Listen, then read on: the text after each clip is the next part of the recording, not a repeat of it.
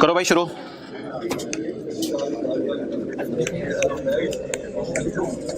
Lecture number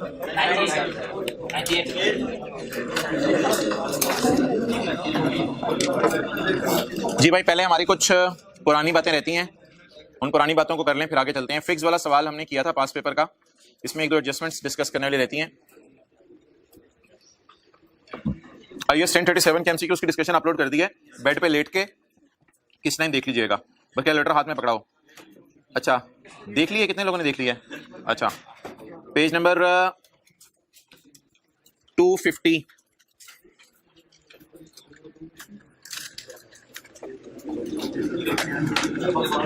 किधर है? Trade discount है कहीं नहीं, इधर किताब में।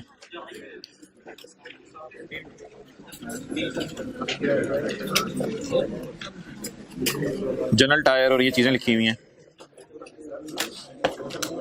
पेज 223 भाई, पेज 223। एग्जांपल नंबर 1, शॉपकीपर ने 10 आइटम्स बेचे हैं जिनकी मार्केट प्राइस है 2000 ईच टू अ कस्टमर, एक कस्टमर को एट अ डिस्काउंटेड। बच्चे इंशाल्लाह इतवार को हमारी क्लास होगी और वो 9 से लेके 1 बजे तक होगी। सर आसिफ से बात होगी मेरी 2 बजे के बाद इंशाल्लाह वो। तो शॉपकीपर सोल्ड 10 आइटम। सैटरडे की शाम को नहीं बुलाया जाएगा आपको। शॉपकीपर सोल्ड, भाई फाइनल अकाउंट के 1-2 सवाल होंगे, आपको पता नहीं चलना कैसे गुजर जाने हैं। फाइनल अकाउंट में तो टाइम पता ही नहीं चलता। Shopkeeper sold 10 items having a market price of 2000 each to a customer at a discounted price of 1800। Page number है यार 223। अच्छा भाईजान बताएं, 2000 वाली चीज दुकानदार ने कितने की बेची? 1800 की। यार चुप रहो ना। 2000 वाली चीज कितने की बेची दुकानदार ने? इस पे डिस्काउंट कितना दिया? डिस्काउंट वैसे ही पूछ रहा हूं, सवाल में नहीं बताया हुआ। 200 डिस्काउंट दिया। ओके, तो shopkeeper sold 10 items having market price of 2000 each to customer at a discounted price of 1800 due to bulk quantity. अब बताएं जी, अगर मैं इसको मल्टीप्लाई कर दूं सब सारी फिगर्स को 10 यूनिट से, तो मेरे ख्याल से एक एक सिफर आगे ऐड होता रहेगा। तो फिगर्स फिर क्या बनेंगी जल्दी बताएं। ये फिगर 20,000 बन जाएगी, ये 2000 बन जाएगी और ये 18,000 बन जाएगी। आप मुझे अपने अकाउंटिंग नॉलेज की बुनियाद पे बताएं कि इसकी ओरिजिनल एंट्री क्या होनी चाहिए। ओरिजिनल एंट्री डेटर या कैश डेबिट और सेल क्रेडिट कितने से जी? 18,000 से। अच्छा ये इसकी ओरिजिनल एंट्री नहीं चाहिए, क्योंकि आपको पता है जो ट्रेड डिस्काउंट है वो एंट्री के अंदर नहीं आता। इसकी रॉन्ग एंट्री अकाउंटेंट रॉन्ग, हाँ नीचे हुई नहीं, ठीक है। नीचे मैंने क्रेडिट सेल रिकॉर्ड की हुई है, कैश सेल भी कर सकते हैं, अभी तो समझने के लिए बात हो रही है। अच्छा इसकी रॉन्ग एंट्री अकाउंटेंट क्या कर सकता है? देखिएगा इधर, डेटर डेबिट सेल क्रेडिट। वो कहे डेटर से तो मैंने कट कटा के 18,000 ही लेनी है, डेटर से तो मैंने 18,000 ही लेनी है। सेल माशाल्लाह माशाल्लाह मेरी 20,000 वाली चीज बिकी है, वो तो मैंने उसे डिस्काउंट देके सस्ती बेच दी, मेरा यार 2,000 का नुकसान हो गया है। Sale discount, sale discount expense.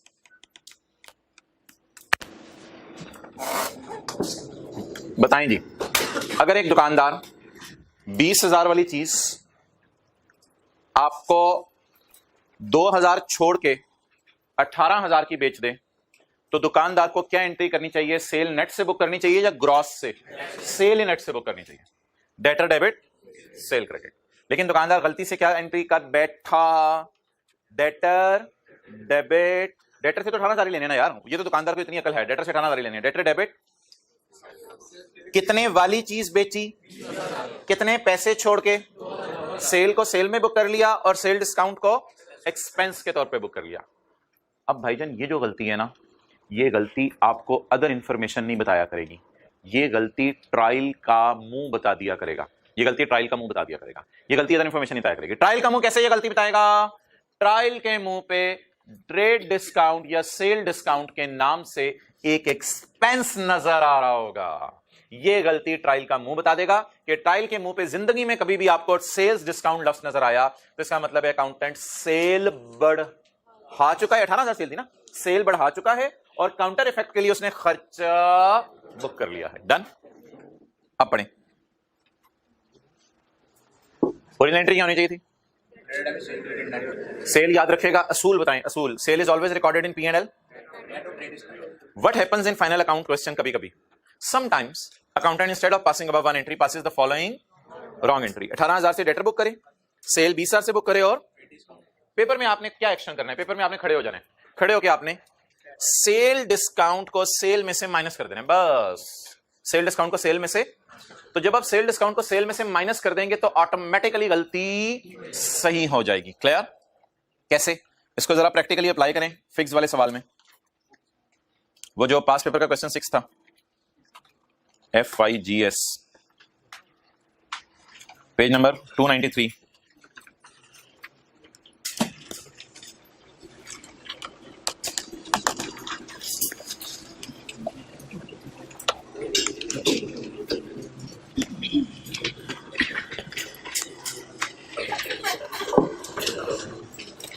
भाई इसकी शक्ल देखें, ट्रायल की शक्ल देखें. ट्रायल की शक्ल देख के स्काई ब्लू में पता चल रहा है कि कोई गड़बड़ हो गई है. ट्रायल में डेबिट साइड पे क्या नजर आ रहा है? Sale discount. कभी कभी ये ट्रेड डिस्काउंट के नाम से भी पेपर में आपको दे सकते हैं, तो आपने परेशान नहीं होना.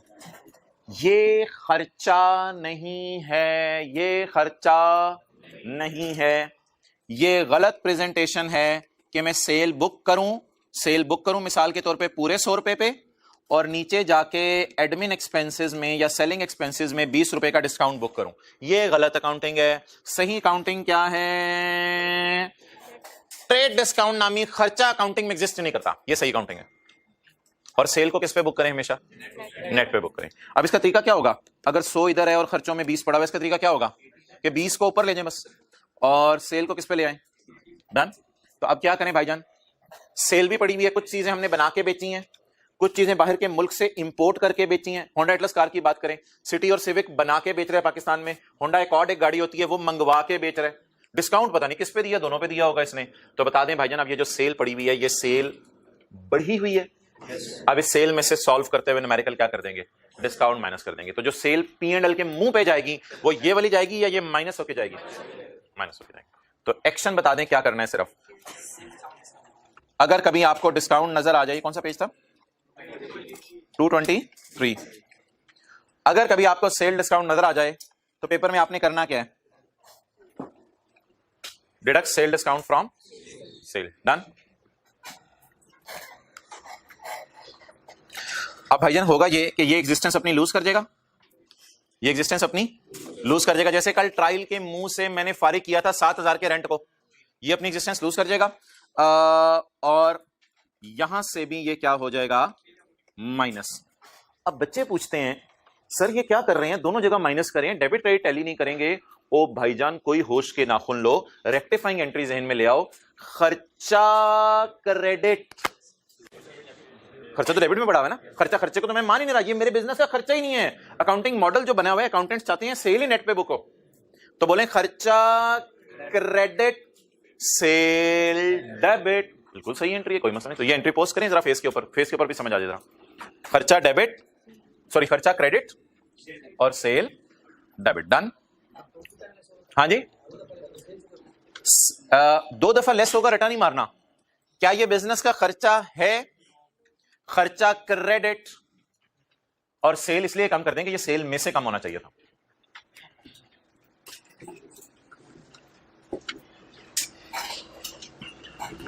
एंट्री क्या बनी?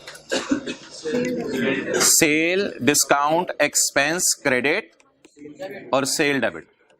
और ये एंट्री मैंने आपको पोस्ट करके दिखा दिया. डन. अच्छा जी आगे चलें. ये गलती ट्रायल के मुंह से पता चले करेगी या अदर इंफॉर्मेशन ने बताई है? ट्रायल के मुंह से पता चलेगी. अगली भाईजान इस तरह की एंट्री एक और.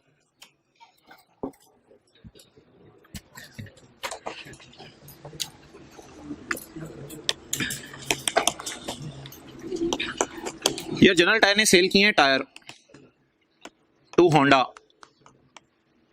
जनरल टायर ने होंडा को टायर सेल किए हैं.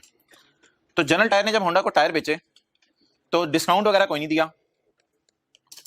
₹1,00,000 का टायर था, इन्होंने डाला 17,000 सेल्स टैक्स, तो ₹1,17,000 की टोटल पैसे मांगे. तो होंडा ने अपनी जेब से 1,17,000 निकाला और 1,17,000 होंडा ने अपनी जेब से निकाल के जनरल टायर को दे दिया। जनरल टायर की जेब में कितने पैसे पड़े हुए हैं? 1 लाख, या हो सकता है क्रेडिट पे सेल हुई हो, जैसे मर्जी हो। अब भाईजान IFRS 15 रेवेन्यूज का स्टैंडर्ड कहता है amount collected for other parties is not our revenue. जो पैसे दूसरों के लिए आपने लिए हैं वो आपका रेवेन्यू नहीं है। अब जनरल टायर एंट्री करेगा, तुमसे मैंने 1,17,000 लेने हैं, सेल मेरी खुशी है, बाकी पेबल में बुक करूंगा 17,000 का। बता दें ये 17,000 खर्चा है या लाइबिलिटी है? ये लाइबिलिटी है। तो बता दें जनरल टायर के अगर आप अकाउंटेंट हैं और आप सेल करें होंडा को टायर, तो भाईजान इधर देखें, होंडा के पास होंडा कितना डेटर बुक करेगा? 1,17,000। अपनी खुशी कितनी रिकॉर्ड करेगा? 17,000 एक अमानत है, जिस अमानत में खयानत किए बगैर इसने जनरल टायर ने ये 17 पेबल है हुकूमत को, फिर 2-3 दिन बाद जाके हुकूमत को पे कर देगी, तो payable debit cash credit. Clear? तो सेल्स टैक्स सिर्फ पेबल के तौर पे नजर आता है, सेल को हिट नहीं करता, कुछ भी नहीं इसका होता। ओके यार, कई दफा ना अकाउंटेंट पता क्या करता है? अकाउंटेंट एंट्री कर देता है डेटर डेबिट सेल क्रेडिट 1,17,000 से। इसे कोई मेरे जैसा बंदा जाके कहता है, ओ भाई ये तेरी सेल नहीं है, इसमें से पैसे तूने हुकूमत को, इसमें से पैसे मैंने हुकूमत को देने हैं। वो कहते हैं खर्चा डेबिट और पेबल टू गवर्नमेंट क्रेडिट। गलती से वो एंट्री कर लेते हैं। क्या समझे जरा? जनरल टायर का कोई अकाउंटेंट था, होंडा ने टायर खरीदे, आके जनरल टायर के अकाउंटेंट ने एंट्री की डेटर डेबिट सेल क्रेडिट। खुशी हुई बड़ी। मेरे जैसे किसी ने जाके कहा, भाई क्या कर रहा है यार, खुदा का खौफ कर, सेल तेरी नहीं है ये। ओ हाँ, ये 17 तो हुकूमत को पेबल है। तो उसने फौरन क्या किया, अगली एंट्री मारी, पेबल टू गवर्नमेंट 17,000 और खर्चा डेबिट। उसने कहा ये उसे सेल को डेबिट करना चाहिए, मैं मान रहा हूं, उसने सेल बढ़ाई हुई है, लेकिन बेचारे ने खर्चे में डाल दिया। बेचारे ने किधर डाल दिया? खर्चे। अगर वो उसने एंट्री सही करनी भी थी तो सही तरीके से सही करता। उसने बेचारे ने क्या कर दिया? खर्चा बुक कर दिया। उसने कहा जी 1,17,000 मेरी सेल है और 17 मेरा। अब जो पेपर में अगर कभी जिंदगी में आपको ट्रायल में सेल्स टैक्स एक्सपेंस लफ्ज नजर आया, तो याद रखिएगा सेल्स टैक्स एक्सपेंस नामी कोई अकाउंट दुनिया में एग्जिस्ट नहीं करता। सेल्स टैक्स एक्सपेंस होता ही नहीं, असल में एक्सपेंस बुक ही नहीं होता, सेल ही नेट से रिकॉर्ड होती है। डिस्काउंट की तरह ही बात है तकरीबन, सेल ही नेट से रिकॉर्ड होती है, एक्सपेंस तो है ही नहीं वो। अगर कभी जिंदगी में ट्रायल के मुंह पे सेल्स टैक्स खर्चे में नजर आ रहा हुआ, तो इसका मतलब है उस ट्रायल में पड़ी हुई सेल भी क्या होगी? गलत होगी। उस ट्रायल में पड़ी हुई सेल भी क्या होगी? वो ही काम करना है जो आपने थोड़ी देर पहले किया है। खर्चा आपको डेबिट साइड पे नजर आ रहा होगा और आपने खर्चे को खत्म करके सेल को लाख पे ले आना है। सेल को लाख पे ले आना है। पेपर में क्या करना है? Tyre seller general tyre sold tyre of 1 lakh for 1,17,000। Lakh उसकी वैल्यू थी सेल्स टैक्स डाले बगैर, और सेल्स टैक्स डाल के कितनी वैल्यू है? 1 लाख। तो entry in the books of seller, debtor debit, sale credit, sales tax payable to government. Sale is always recorded in P&L and net of sales tax. Treatment of sales tax in books of seller. What happens in final account question? So either near touch. Okay. What happens in final account question? But sometimes accountant instead of passing above one entry passes following wrong entries. Debtor debit. सारा खुशी अपनी बना ली। बाद में जब ख्याल आया कि ये खुशी नहीं है, तो क्या बुक किया? खर्चा बुक किया। और पेबल तो है, पेबल पे तो हमें एतराज नहीं। आप बोलें क्या सेल सही है? कम होनी चाहिए, खर्चा भी कम होना चाहिए। क्या एंट्री बनेगी खर्चा कम? रेक्टिफाइंग एंट्रीज मैंने नहीं की हुई। क्या एंट्री बनेगी खर्चा कम करने की? Sales tax expense credit debit पे पड़ा हुआ है और सेल डेबिट, या मैंने आपको कहा था कि सेल में से माइनस कर दें, जो भी आसान आपको लगे, या एंट्री समझ लें या सेल में से माइनस कर दें। तो दो अब सारी बातें ना पेपर में भूल जाती हैं, एंट्रियां सारी चीजें। दो बातें बस याद रखें, ट्रेड डिस्काउंट और सेल्स टैक्स एक्सपेंस। अगर ट्रायल के मुंह पे नजर आ रहे हैं तो चुप करके सेल में से माइनस कर दें, खर्चों में डालने की जरूरत नहीं। ये बिजनेस का खर्चा नहीं है, सेल में से कम कर दें, बस सारी बात की समरी है। Deduct sales tax expense from sale, ये दो बातें बस आपने याद रखनी। लेकिन ऐसा करना कब है? जब ट्रायल का मुंह क्या शो कर रहा हो? ट्रेड डिस्काउंट या सेल डिस्काउंट, या ट्रायल का मुंह क्या शो कर रहा हो? Sales tax expense. ये आपको ना आज एक अजीब सा मुंह दिखाने लगा हूं।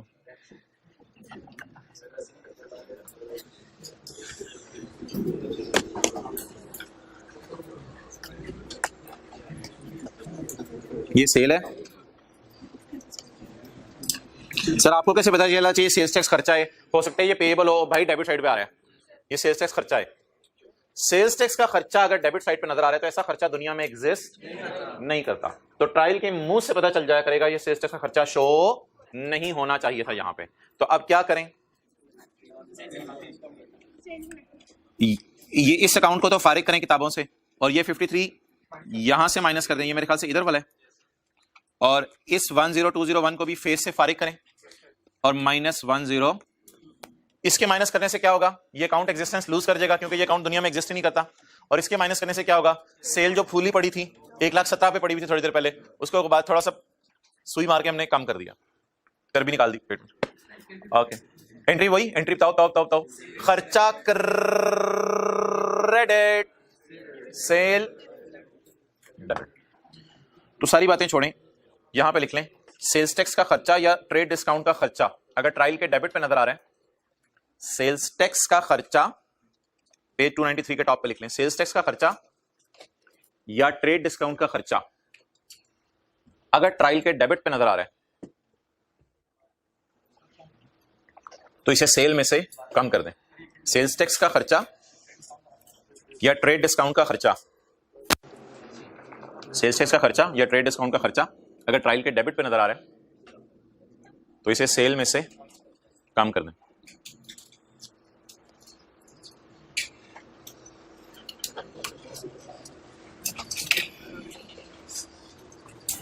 और इसकी रीजंस और लॉजिक्स का पेज नंबर कौन सा था अभी जो कर रहे थे? 223।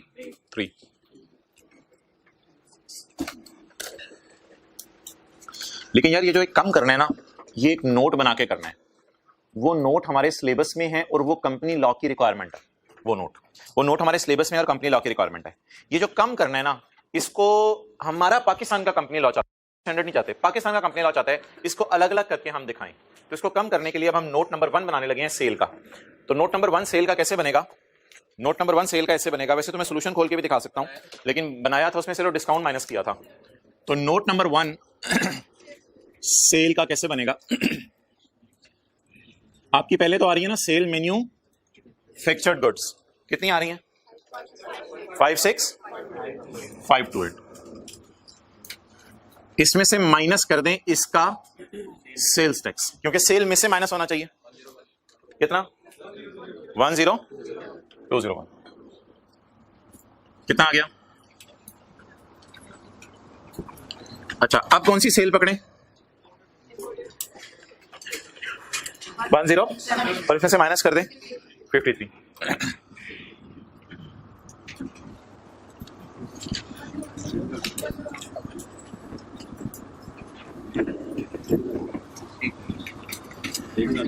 एक 1000,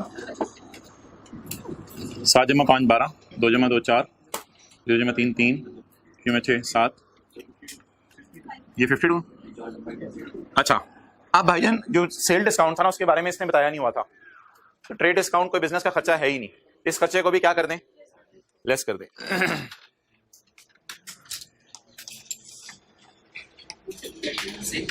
2594, ये पता नहीं किस सेल का है। 2594 लेस ट्रेड डिस्काउंट 44758। ये सेल आ जाएगी P&L के मुंह पे 44758। अब आखिरी बात मैं आपसे पूछने लगा हूं, क्या ये खर्चे सेलिंग एक्सपेंसेस में आने चाहिए या सेल तक पहुंचते हुए ही नेट हो जाने चाहिए? अगर डेबिट साइड पे खर्चे के तौर पे नजर आ रहे हैं तो इनको खर्चों में नहीं डालना, बल्कि जैसे सेल रिटर्न माइनस करते थे उस तरह इनको क्या कर देना है? सेल में से माइनस कर देना, सेल में से माइनस। डन? हाँ जी। क्या हो गया, एक और बी हो गया, बीच में आ गया, डन। क्या डबल इफेक्ट तो खुद ही हो गया ना। अब जब आप ट्रायल उठा रहे होगे ना तो ये 53 आप नहीं उठाओगे क्योंकि क्या एंट्री हो गई, 53 फेस पे माइनस हो गया, 53 इधर से खत्म हो गया और इधर आके जो है वो रिकॉर्ड हो गया।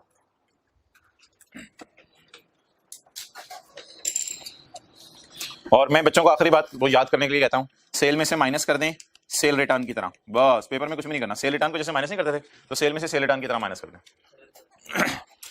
चलिए एक और सवाल है इसका, क्वेश्चन नंबर, इसको नोट, इसका सोल्यूशन अवेलेबल है बस।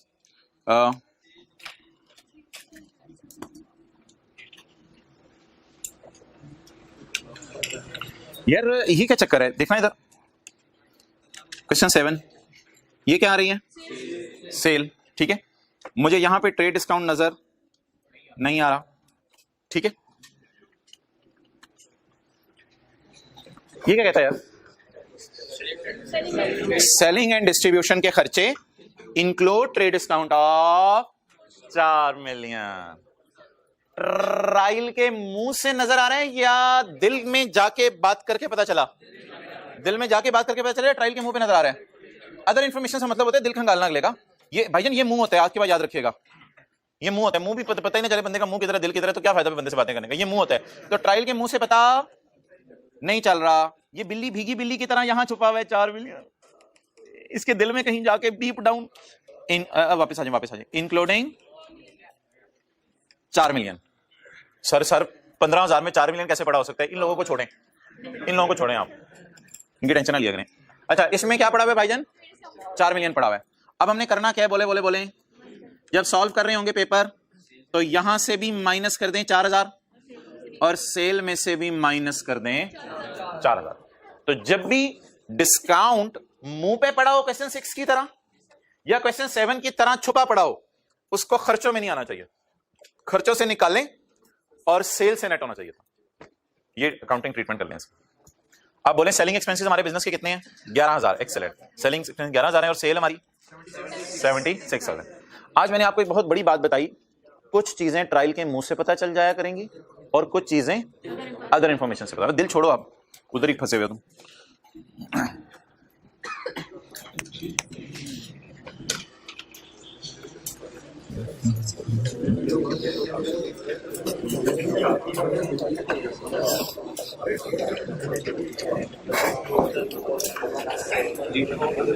अच्छा एक चीज और सवाल में रह गई थी,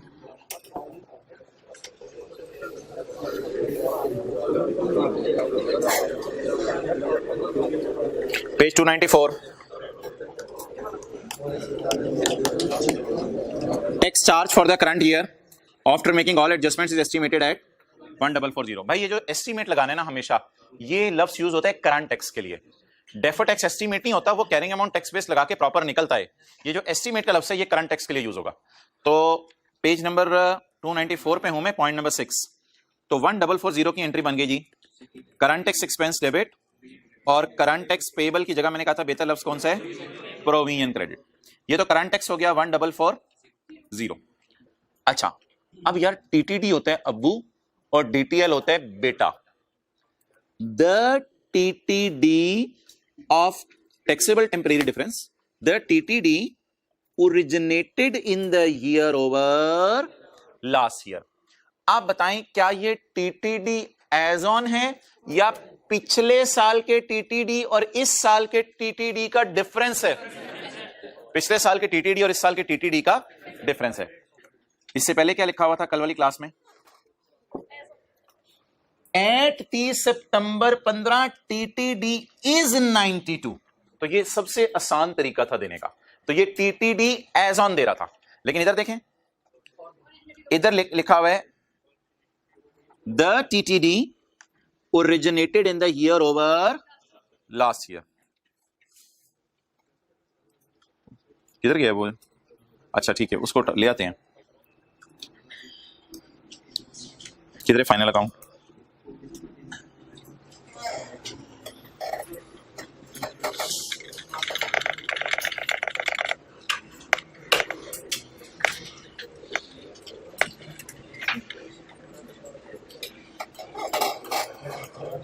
परसों की क्लास में जाते जाते ये डायग्राम बनाई थी।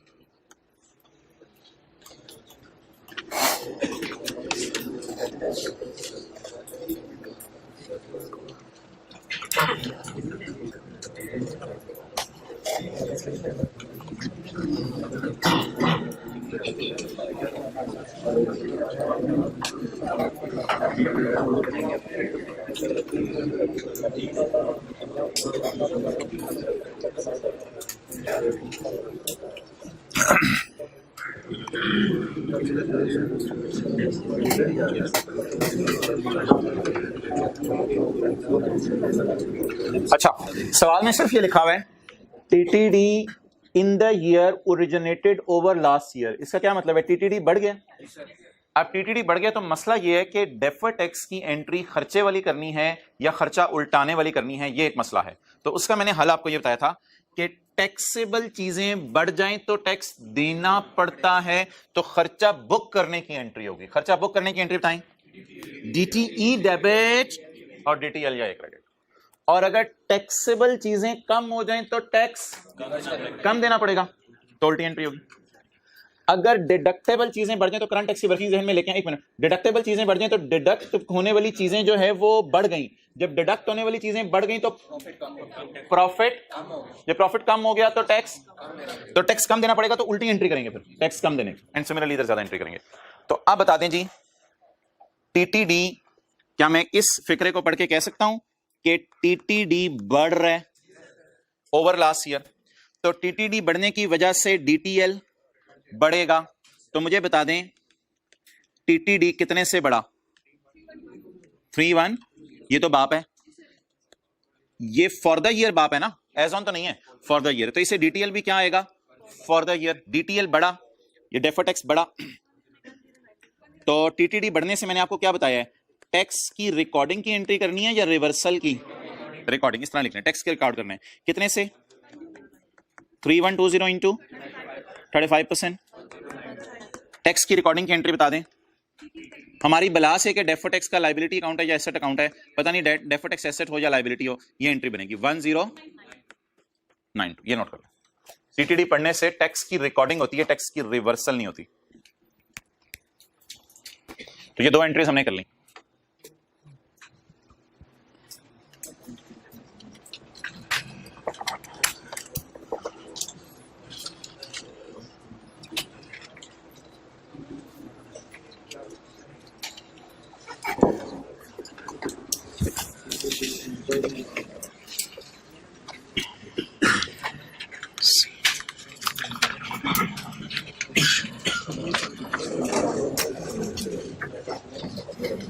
ले आओ भाई कैमरा इधर। अच्छा, इस वजह से ना सीटी भी डेबिट हो रहा है, डीटी भी डेबिट हो रहा है। तो सीटी डीटी दोनों डेबिट हो रहे हैं, इसलिए पी एंड एल के मुंह पे दोनों नेगेटिव साइन के साथ जाएंगे, क्योंकि सवाल में मांगा ही पी एंड एल था। और यार इस सवाल में एक और एडजस्टमेंट दी हुई है, वो सवाल की एडजस्टमेंट बैलेंस शीट की है, पी एंड एल की नहीं है। 274 million ordinary shares were outstanding at year and. तो ईयर एंड के ऊपर इतने शेयर्स हैं हमारे, तो इसको 10 रुपए से मल्टीप्लाई कर देंगे तो 2740 शेयर कैपिटल आ जाएगा। बल्कि नहीं रुपीज लिया हुआ है, पहले ही रुपीज दिया हुआ है, तो ये शेयर कैपिटल है हमारे साल के एंड का। तो ठीक है तो है, बैलेंस शीट में चला जाएगा, ये हमारे पी एंड एल से कोई ताल्लुक नहीं। अच्छा भाई,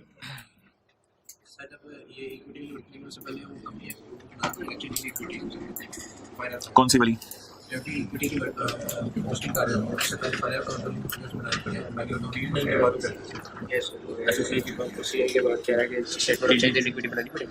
नहीं, बैलेंस शीट के मुंह पे प्लस माइनस कर सकते हो। अच्छा जी, इनको जरा ज़बानी याद करें, ये जो मैं साथ साथ लिख रहा हूं।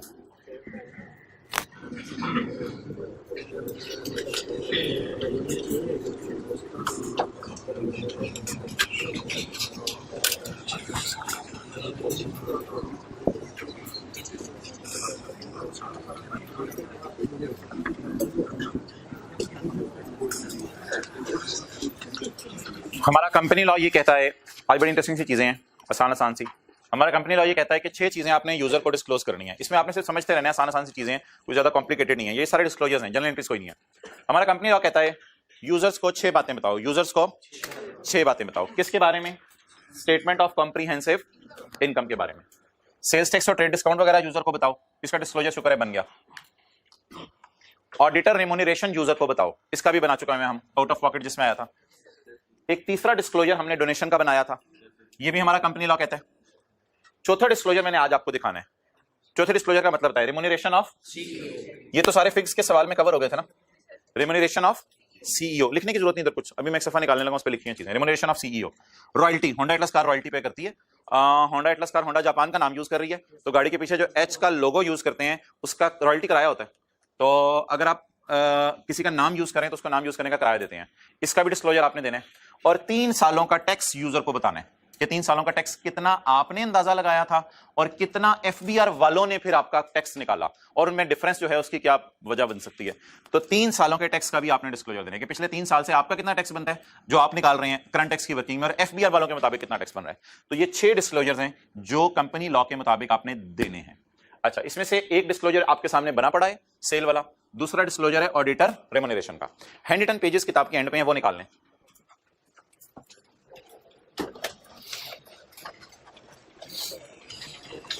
थोड़ा सा ना साथ साथ आपको मूव करना पड़ेगा चीजों में। Hand written page number 6, hand written page number 6, final account. अच्छा भाई, कल की क्लास में हमारा जो फिक्स वाला सवाल था परसों वाला, उसमें एक ही ऑडिटर था, कोई जिक्र नहीं हुआ था। इज इट पॉसिबल कि 2 भी ऑडिटर हों? अच्छा, ट्रायल के अंदर फिगर आ रही थी ऑडिटर को दिए हैं 30 रुपए, तो यूजर को बता दें इसमें से 13 रुपए आपने पीडब्ल्यूसी को दिए हैं और 17 रुपए केपीएमजी को दिए हैं, क्योंकि हमारा ज्वाइंट ऑडिटर है। हमारे ऑपरेशंस इतने कॉम्प्लिकेटेड हैं कि हमने 2 ऑडिटर रखने पसंद किए हैं। 2 बीवियां नहीं 2 ऑडिटर। तो हमने 2 ऑडिटर रखे हुए हैं, केपीएमजी और पीडब्ल्यू। एक को 13 दे रहे हैं, एक को इसको ऑडिट फी इतनी दी है, इसको इतनी दी है, इसको टैक्स के पैसे इतने दिए हैं, इतने दिए हैं, इसको आउट ऑफ पॉकेट इतने दिए, इतने दिए हैं। ये इतना सा डिस्क्लोजर हमने बनाया था पिछली क्लास में, ये मेरी तरफ से। तो ये डिस्क्लोजर जो है हमारा किसका बन गया? बोलें बोलें बोलें। सिंगल ऑडिटर का भी बन गया और ज्वाइंट ऑडिटर का भी बन गया। सर पेपर में कैसे ये सवाल आएगा? पेपर में ऐसे आएगा कि ट्रायल के मुंह पे नजर आ रहा होगा 30, ट्रायल के मुंह पे नजर आ रहा होगा, और अदर इंफॉर्मेशन के अंदर ये बातें लिखी होंगी, तो आपने एक लिस्ट बना के दे देना। तो डेट इज कॉल्ड एज, बोलें कौन सा? और ज्वाइंट ऑडिटर्स का डिस्क्लोजर। अगला जी, साथ साथ फारिग करें इनको। अगला डिस्क्लोजर कौन सा जी? डोनेशन। ये डोनर कौन होता है, डोनी कौन होता है? डोनर डोनेशन देने वाला, और डोनी वो जो डॉगी होते हैं, डॉगी को डोनी कहते हैं? नहीं नहीं, डोनर डोनेशन देने वाला, डोनी डोनेशन लेने वाला। डोनेशन कभी नेचर में मसला होता है, कभी अमाउंट में मसला होता है। डोनेशन की कभी अमाउंट में मसला होता है। क्या मतलब? अगर जिस ऑर्गेनाइजेशन के आप डायरेक्टर हैं, उसी डायरेक्टर ने, मिसाल के तौर पे पीटीसीएल का एक डायरेक्टर है, और पीटीसीएल के डायरेक्टर ईदी वेलफेयर ट्रस्ट में ईदी साहब के साथ रजिस्टर भी अपने आप को करवा लिया हुआ जब ईदी वेलफेयर ट्रस्ट रजिस्टर होने गया था। तो मिस्टर शेख रशीद साहब, मैं कहता हूं, पीटीसीएल के डायरेक्टर भी हैं और ईदी वेलफेयर ट्रस्ट में ट्रस्टी भी हैं। अब पीटीसीएल अगर ईदी वेलफेयर ट्रस्ट को डोनेशन देना चाहे तो 1 रुपया डोनेशन भी दें तो यूजर को बताएं, क्योंकि नेचर में मसला है। नेचर क्या? आपकी कंपनी का डायरेक्टर अपने ही किसी इदारे को डोनेशन दे रहा है, तो इधर किसमें मसला हो गया? नेचर में। इसके अलावा पीटीसीएल से कुछ और लोग भी डोनेशन मांगने आए, कोई इधर उधर के लोग चंदा मांगने आ जाते हैं, उनके डिस्क्लोजर देने की जरूरत नहीं है कि किस किस को डोनेशन दी। लेकिन अगर वो डोनेशन मटेरियल अमाउंट है तो आपने उसको डिस्क्लोज। डायरेक्टर शेख रशीद या उसकी, सॉरी आपको भी पता नहीं है, अल्लाह दे। अच्छा, डायरेक्टर और हिज बीवी has interest in donee. Sheikh Rashid का इंटरेस्ट है, बीवी में इंटरेस्ट नहीं। भाईजान सारे अजीब बातें करते हो, वो तो होता ही है। डायरेक्टर हैज इंटरेस्ट इन ईदी welfare trust, director has interest इन ईदी वेलफेयर ट्रस्ट, यस, डिस्क्लोज। 2 बातें डिस्क्लोज करनी है। नंबर 1, ये भाईजान कंपनी लॉ लेके जाने की पेपर में इजाजत नहीं है, ये बातें याद करनी है, या आईएफआरएस में नहीं अवेलेबल, ये कंपनी लॉ का डिस्क्लोजर है। 2 बातें डिस्क्लोज करनी है। नंबर 1 साथ साथ याद करते हैं, नेम ऑफ डायरेक्टर और देयर, और ये याद यूज नहीं करनी है आपने, पेपर में उनके नाम आ रहे होंगे, आपने वह लिखते जाना है। ये कोई रट्टा नहीं मारने डिस्क्लोजर। पेपर में इंफॉर्मेशन आ रही होगी, आपको बस जेहन में आ जाएगा यार हाँ ये नाम लिखना होता था, ये कोई ऐसे रट्टा नहीं मारने। लेकिन कभी कभी एमसीक्यू वैसे मैंने देखा 1-2 आ गए थे, तो फिर इसमें पता होना चाहिए नेम ऑफ डायरेक्टर और देयर इंटरेस्ट। क्या इंटरेस्ट? क्या मतलब? मैं इधर भी डायरेक्टर हूं और उधर ट्रस्टी भी है। अब बाहर आ जाओ अकाउंटिंग एंट्री से, इंट्रो FR1 से डिस्क्लोजर्स की बातें शुरू हो गई हैं। ओके, आप समझ रहे थे debtor debit sale credit rectifying entries करवा रहे होंगे फाइनल अकाउंट में। अच्छा, डायरेक्टर और spouse has interest in donee. No, donee के अंदर हमारा कोई इंटरेस्ट नहीं है, यानी हमने किसी ऐसे ही चलते फिरते किसी नॉन प्रॉफिट इदारे को डोनेशन दे दिया। Donation to single party is greater than higher of, donation to single party is greater than higher of 10% of company total donation और ₹10 लाख। अब ये तो न्यूमेरिकल करके समझ आएगी, बात ऐसे नहीं समझ आनी। Yes, donation to single party is greater than, ये इधर से मिल रहा है, ग्रेटर देन, थोड़ा सा दूर हो गया असल में, greater than higher of 10% of company total donation और 10 lakh. Yes, disclosure required for name of donee. अब इंटरेस्ट तो आपका है ही नहीं उनमें, क्योंकि आपके जानने वाले नहीं है, तो सिर्फ नाम बता दें किसको डोनेशन दी है। Donation to single party is greater, no, ये नो दोबारा, हाँ, नो, नो डिस्क्लोजर, इधर डिस्क्लोजर देने की जरूरत। तो जहां नेचर में मसला है वहां तो डिस्क्लोजर देना ही देना है। अमाउंट में जहां ज्यादा अमाउंट दे रहे हैं तो डिस्क्लोजर देने, अगर कम अमाउंट दे रहे हैं तो डिस्क्लोजर नहीं देना। इसकी एग्जांपल एक कर लेते हैं साथ ही, ताकि ये चीज जो है वो क्लियर हो जाए। Page number 240,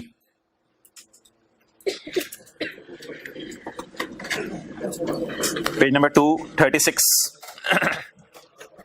236। PTCL company donated 12 million in total during the year. भाई ट्रायल में कितनी डोनेशंस नजर आ रही होंगी? ट्रायल में कितनी डोनेशन नजर आ रही होंगी? 12 मिलियन, 1 करोड़ 20 लाख रुपए इस साल हमने डोनेट कर दिया। Out of this company made a single donation of 1.1 million to Shaukat Khanum. उसमें हमारा कोई इंटरेस्ट नहीं है, ये नहीं लिखा हुआ। एक हमने डोनेशन दिया शौकत खानम को 1 बताएं इस 1.1 का डिस्क्लोजर देना है या नहीं देना, उसके लिए थोड़ी सी मेहनत करनी पड़ेगी। हायर ऑफ, किस किस का हायर लेना है? 10% ऑफ कंपनी और 10 लाख, ये 10 लाख लॉ की तरफ से अमाउंट है। अच्छा जी, कंपनी डोनेशंस कितनी है टोटल? 10% लें 12 मिलियन का, 1.2 मिलियन और 1 मिलियन, दोनों में से हायर को हाईलाइट करवाएं। 1.2 मिलियन। अब 1.2 हायर आ गया, इसको कंपेयर किससे करना है? जो डोनेशन हमने दी, जो डोनेशन हमने दी। भाईजान किधर देख रहे हैं? आप दोस्त को ढूंढ रहे थे। अब पढ़ें, डायरेक्टर और spouse has interest in donee Shaukat Khanam में। No no, I have no interest in Shaukat Khanam, बस आए थे देने पड़े पैसे, रिक्वेस्ट की थी। Donation to Shaukat Khanam is, Shaukat Khanam की डोनेशन 1.1 है, वो सवाल में गिवन है। Donation to Shaukat Khanam is greater than 1.2, अभी 1.2 निकाला है, इज ग्रेटर देन 1.2, तो डोनेशन 1.2 से ग्रेटर नहीं है। इसका मतलब है छोटी मोटी डोनेशन है, जो मोटी मोटी छोटी मोटी डोनेशन है। No disclosure is required, no disclosure is, वजह बता दें जी। As donation of 1 is less than 1 और 1.2 कहां से आया? हायर ऑफ वाली कैलकुलेशन से। Done.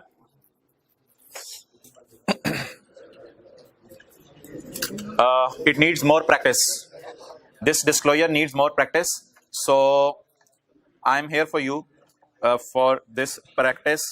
We will go to the question of figs. We will find figs. I don't know what does figs mean, but we will go on figs. अच्छा हज़रात, अच्छा मुझे बता दें figs में टोटल डोनेशन कितनी है? Total donation 34। ये सवाल है पेज नंबर 293 पे। इंजॉय करें आज, ये चुप चुप रह के। फिक्स में टोटल डोनेशन कितनी है? 34। और सिंगल पार्टी को कितने दिए? 5 मिलियन। सिंगल पार्टी को कितने दिए? 34 में से 5 एक ही को दे दिए, तो 34 में से 5 एक ही को दे दिए। Higher of 10% of is equal to 3.4 या 1 मिलियन, विच एवर इज। अच्छा मुझे बताएं क्या हायर आ रहा है? 3.4 is higher as per the calculation of company law. Compare it with 5 million. आप बता दें डोनेशन तो बहुत ज्यादा है, 5 मिलियन 3.4 से बहुत ज्यादा है। अब डिस्क्लोजर देना है, बिल्कुल गलत तरीके से आप लोग पहुंचे हैं। बंदा सबको खड़े कर दे और खड़े करके सबको जूते मारे, भाईजान ये वाली कैलकुलेशन करनी नहीं। ये तो आपको रिवीजन के लिए मैंने करा दी। इधर तो इंटरेस्ट है डोनी में हमारा, इधर तो डिस्क्लोजर देना ही देना है। जरा सवाल तो पढ़ें। Donation of 5 million given to डेट्स कैंसर फाउंडेशन। इतना सा लिखा होता ना फिर आपकी बात ठीक थी, फिर वो सारा तरीका लगाना था। लेकिन अब क्या लिखा हुआ है? One of the company director mister peanut is a, तो भाई इधर तो इंटरेस्ट है ना, तो वी हैव इंटरेस्ट, तो इधर लिख लें मस्ट डिस्क्लोज। 5 मिलियन क्या 1 रुपया भी होती तो डिस्क्लोज करनी थी। We have interest so must disclose. अच्छा हाथ खड़ा करें, कितने लोग पागल बन गए थे? सवाल तो ये पढ़ाया हुआ था आपको। और कितने लोगों को दिल चाह रहा था रोकें सर को? अच्छा ठीक है, और भी बहुत कुछ तुझे पता होता है। मजा आता है ना ताजा बिस्ती करके, ये ताजा कॉन्सेप्ट पढ़ाया होता है, ताजा बिस्ती होता। ओके अच्छा, अब मैं टिक कर लूं डोनेशन वाला डिस्क्लोजर, आप समझ आ गया? डबल टिक कर लें, और ये वाला डिस्क्लोजर तो पहले ही बना हुआ है।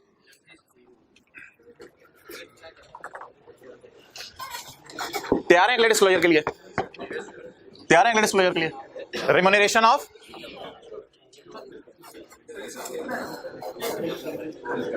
ये सिर्फ अब अंग्रेजी में लिखना होगा। हाँ भाईजान, आज आपके लिए मार्केट में एक नई चीज आई है, नेस्ले की फाइनेंशियल स्टेटमेंट्स।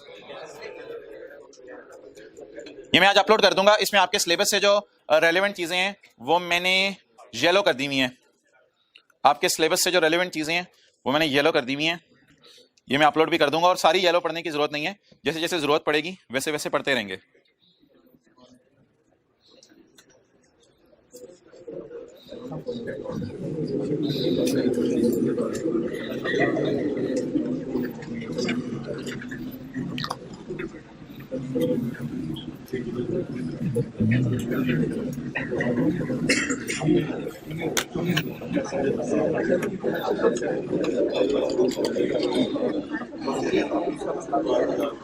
ये जी नोट नंबर 39 में खोल रहा हूं। ये सबसे सिंपल नोट है। रिम्यूनरेशन ऑफ चीफ एग्जीक्यूटिव कितने होते हैं? एक ही होता है। डायरेक्टर्स एक से। एग्जीक्यूटिव की मैं डेफिनेशन आपको अभी पढ़ाऊंगा। एग्जीक्यूटिव की डेफिनेशन है, सफे नहीं निकाले हुए डिस्क्लोजर्स वाले। एग्जीक्यूटिव में देख लेंगे जिसकी 15 लाख से ज्यादा तनख्वाह हो या 12 लाख से ज्यादा तनख्वाह हो, कहीं डेफिनेशन बुक में दी हुई है। मंथली नहीं, एनुअल। एग्जीक्यूटिव की डेफिनेशन किताब में कहीं दी हुई है। कंट्रोल F भी हो जाएगा, लेकिन इधर से वैसे ही मिल जानी है इंशाल्लाह।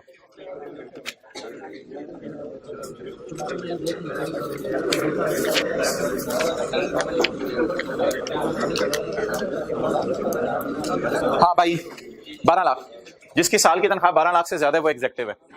साल की तनख्वाह, महीने की तनख्वाह लाख, वो एग्जीक्यूटिव लेवल का बंदा है। अच्छा, द रिम्यूनरेशन ऑफ, बोले रिम्यूनरेशन ऑफ, नेस्ले जहन में लेके आए। एक चीफ एग्जीक्यूटिव होगा, एक से ज्यादा एग्जीक्यूटिव्स तो पता नहीं 25-30 लोग हों, कई लोगों नेस्ले में जिनकी तनख्वाह sales manager, production manager, lakh lakh से ज्यादा होगी तनख्वाह।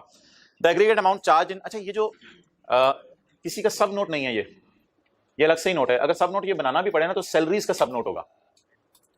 रिम्यूनरेशन तनख्वाहें इनकी, तो अगर सब नोट बनाना भी पड़े तो सैलरीज का सब नोट होगा, लेकिन ऑर्गेनाइजेशन सब नोट बनाती नहीं है, क्योंकि इसका टोटल जो है ना वो सैलरीज के टोटल से मैच नहीं करता, क्योंकि इसमें सारे एम्प्लॉइज नहीं है हमारे, सिर्फ चीफ एग्जीक्यूटिव है, कुछ डायरेक्टर्स हैं, और वो लोग ऑर्गेनाइजेशन में जिनकी साल की तनख्वाह 12 लाख से ज्यादा है। बाकी 70-80 हज़ार बल्कि लेबर फोर्स होगी, तो इसका टोटल सैलरीज के टोटल से टैली नहीं करेगा। The aggregate amount charge in financial statements during the year for remuneration including certain benefits to chief executive officer, executive directors. Directors दो किस्म के होते हैं, executive, non executive. And executives and executives, ये executives वो हैं जिनकी साल की तनख्वाह 12 लाख से of the company are as follows. और यार इन्होंने चेयरमैन भी डाला हुआ है, चलें चेयरमैन को जरा छोड़ें। चीफ एग्जीक्यूटिव ऑफिसर, एग्जीक्यूटिव, ये तो हो गया ना सीईओ। इसके बाद डायरेक्टर्स में सिर्फ इनके एग्जीक्यूटिव डायरेक्टर्स ही होंगे, नॉन एग्जीक्यूटिव हमें क्या पता कंपनी लॉ में कौन होते हैं। चीफ एग्जीक्यूटिव ऑफिसर ये वाला हो गया, डायरेक्टर्स ये वाले हो गए, और एग्जीक्यूटिव्स ये वाले हो गए। चीफ एग्जीक्यूटिव ऑफिसर इनका एक ही है, ठीक है। डायरेक्टर्स इनके एग्जीक्यूटिव डायरेक्टर्स दो हैं, और 542 लोग नेस्ले में ऐसे हैं जिनको तनख्वाह साल की 12 लाख से ज्यादा दी। गरीब मुल्क नहीं है पाकिस्तान, नेस्ले के पास ही 542 लोग ऐसे हैं जिनकी तनख्वाह साल की 12 लाख या उससे ज्यादा है। अच्छा, अब मोहतरम, अकेले चीफ एग्जीक्यूटिव को हमने साल में कितने पैसे दिए हैं? इकाई, दहाई, सैकड़ा, हजार, 10,000, लाख, 10 लाख, करोड़। तो 7 करोड़ रुपया हमने नेस्ले ने अपने चीफ एग्जीक्यूटिव ऑफिसर को साल में दे दिया, और 2 डायरेक्टर्स को 1 अरब 23 करोड़ रुपया इन्होंने साल में दे दिया। तो ये सारे डिस्क्लोजर यूजर को बताने हैं कि कहां कहां तुम्हारे पैसे लुटाई जा रहे हैं, ठीक है। इसका नाम भी कहीं ढूंढ लेंगे अभी, ये नहीं देखना किस रास्ते से कर जाते हैं, इसी बात है ना क्या। अच्छा, ये फाइनेंशियल स्टेटमेंट एफबीआर भी डाउनलोड कर सकता है। अच्छा, और एग्जीक्यूटिव्स को 3 अरब ही बनेगा मेरे ख्याल से, तो नहीं 3 अरब से भी ज्यादा बनेगा, खरब बन जाएगा कोई। तो ये सारे एग्जीक्यूटिव्स एक एग्जीक्यूटिव को दे रहे हैं, ये 542 को मिला के दे रहे हैं, 542 को मिला के दे रहे हैं। डायरेक्टर के वैसे मजे लगे हैं, देखो पिछले साल 61 था, इस साल 100 लुट मची। ये पिछले साल का रेट है ना, और ये इस साल का रेट है। अच्छा क्या क्या दे रहे हैं इनको? तनख्वाह दे रहे हैं इनकी, तनख्वाह की फिगर इनकी सबसे ज्यादा होगी तनख्वाह, यानी कि इसके अलावा भी बेनिफिट्स दे रहे हैं जिन्होंने टैक्स पढ़ा हुआ है, बोनस दे रहे हैं, बोनस दे रहे हैं, कोई रिटायरमेंट के बेनिफिट्स दे रहे हैं, हाउसिंग रीइंबर्स, कोई एक्सपेंसेस इन्होंने किए होंगे उनको रीइंबर्स कर रहे होंगे। तो भाई ये इसी तरह कोई आईकैप बनाएगा, इसी तरह आपने उसको डब्बे में बना देना है। अगर कभी कोई सवाल आया तो शायद उसने लाइनें लिखी हो तो आपने कॉलम बनानी है। आप कॉलम बना दें, कौन कौन से बनने हैं? 3। सीईओ एक ही है, उसका एक कॉलम बनना है। ये 2 3 4 5 6 हो सकते हैं डायरेक्टर, इनका भी एक ही कॉलम बनना है। और अगर पेपर में कभी ऐसे कह दे कि मैंने 22 लाख तनख्वाह 2 बंदों को दी है, तो आप 2 बंदे इधर लिख दीजिएगा और इधर 22 जमा 22 लाख 44 लाख लिख दीजिएगा। तो मोटी मोटी चीजें समझ में आ रही हैं। अब आया तो फिर मैथमेटिक्स का ही सवाल होगा, इससे ज्यादा नहीं हो सकता। तो इसमें कोई दुमें होंगी नोट की, ये मेरे ख्याल से मैं पढ़ा देता हूं, पेपर में जैसे आएंगी वैसे ही कॉपी पेस्ट कर देनी होंगी। अगर पेपर में आई तो कॉपी पेस्ट कर देनी होगी। दुमें नोट की देख लें। The chairman, the chief executive officer and the executive directors and certain executives of the company are provided with use of company maintained vehicles and residential. ये कोई इस तरह की अंग्रेजी की लाइन पेपर में भी लिखी होगी, वो नीचे नोट की दुम में डाल देनी है। The aggregate amount charge in these financial statement respect of contribution to provident fund. ये तो वैसे हमने प्रोविडेंट फंड बताया था कि किसको कितना प्रोविडेंट फंड दे रहे हैं। मीटिंग फीस किसको दे रहे हैं? नॉन एग्जीक्यूटिव डायरेक्टर भी कोई होगा, ऊपर नहीं डाला इन्होंने, नॉन एग्जीक्यूटिव डायरेक्टर को मीटिंग फीस भी दी है। तो ये नोट की दुमें शुमें होंगी, इनको आप एज इट इज डाल दीजिएगा। ये जी हमारा कौन सा नोट हो गया? रिम्यूनरेशन ऑफ नहीं CEO comma directors comma executives. अब इसका लिंक डेवलप कर लेते हैं। ये है पेज 108, ये मैं अपलोड कर दूंगा अभी। ये जो पेज 108 बनेगा ना, इसको अब हम अपने फाइनल अकाउंट में आते हैं। फाइनल अकाउंट किधर है? इसको ऊपर ले जाते हैं आज फाइनल अकाउंट के पास।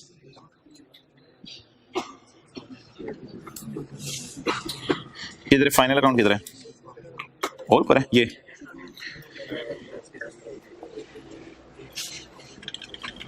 वो जो हमारा सफा जिसपे हम डिस्क्लोजर पढ़े थे।